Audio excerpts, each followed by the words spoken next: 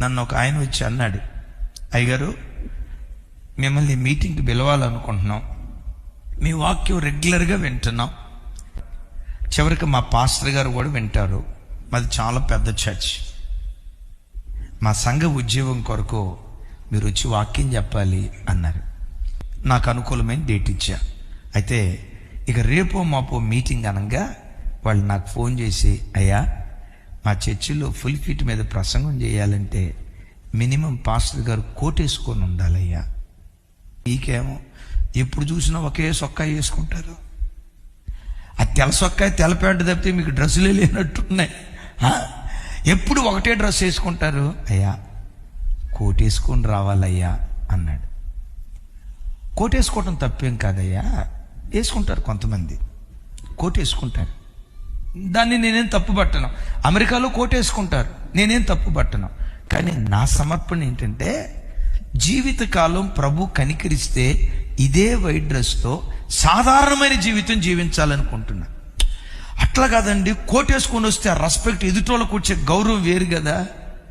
నా కోటును బట్టి గౌరవం రాదు, నా నోట నుండి బయలుదేరే దేవుని వాక్కు బట్టి నాకు గౌరవం వస్తుంది. నన్ను ఈ ప్రజలకు పరిచయం చేసింది నా కోటు కాదు, నా కులం కాదు, నా సూటు కాదు, నా బూటు కాదు. ఇమాన్యుయల్ మినిస్ట్రీస్ అంటే చక్కటి వాక్యం అందించే నిస్వార్థమైన సేవని క్రైస్తవ ప్రపంచంలో ఈ ముద్ర వేయబట్టడానికి కారణం నా కోటు కాదు, నా సూటు కాదు, నా బూటు కాదు. సావకుడు అంటే అట్టహాసం రెట్టమతంగా ఉండాలి అని నేను అట్టహాసంగా ఉండేవాళ్ళు ఉండొచ్చు, నేను దాన్ని తప్పు పట్టను. కోటేసుకోవటం పొర్రపాటును తప్పు కాదు. కానీ నేను అనే మాట, కోటును బట్టి విశ్వాసుల మధ్యలో గౌరవం రాదు. ఓ సావకుడికి గౌరవం, ఓ సావకుడికి ఘనత దేన్ని బట్టి వస్తుందో తెలుసా? నోట నుండి సత్యవాక్కు బయలుదేరితే, నిజమైన వాక్కు బయలుదేరితే తరతరాలు ఆ దైవజనుణ్ణి తరతరాలు జ్ఞాపకం చేసుకుంటూ ఉంటాయి.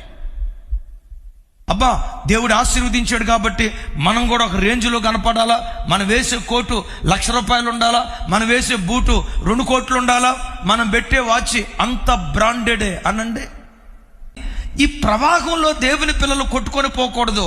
విలువలతో కూడుకున్న జీవితం జీవించడానికి లోకము నుండి మనం ప్రత్యేకంగా బ్రతకాలి. నేనంట, పేదవాడు సాదాసీదమైన బట్టలు వేసుకున్నాడు, తన పేద స్థితి. ఒక సేవకుడు దేవుని కృపను బట్టి ఒక సంపన్నుడైనా కూడా సాధారణమైన జీవితం జీవిస్తే ప్రజల హృదయాల్లో చెరగని ముద్ర వేయబడతారు.